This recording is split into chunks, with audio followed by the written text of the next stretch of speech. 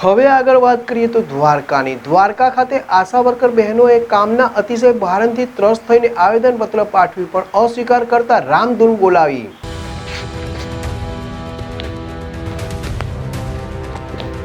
આશા વર્કરોએ કામના અતિશય ભારણથી ત્રસ્ત થઈને આવેદનપત્ર પાઠવ્યું પણ અસ્વીકાર કરતા રામધૂન બોલાવી। દેવભૂમિ દ્વારકામાં ઓનલાઈનની વધારાની કામગીરીનું ભારણ પણ આશા વર્કરો ઉપર નાખવામાં આવ્યું છે, જેના કારણે બહેનો માટે કામગીરી મુશ્કેલરૂપ બની રહી છે। દ્વારકામાં આશા વર્કર તરીકે ફરજ બજાવતી બહેનોએ કામના ભારણથી ત્રસ્ત થઈને પ્રાંત અધિકારી તેમજ તાલુકા હેલ્થ ઓફિસરને આવેદનપત્ર પાઠવવા માટે પહોંચ્યા હતા, જો કે તેઓના આવેદનપત્રનો અસ્વીકાર કરવામાં આવતા આશા વર્કરો રોષે ભરાયા અને રામધૂન બોલાવી વિરોધ નોંધાવ્યો।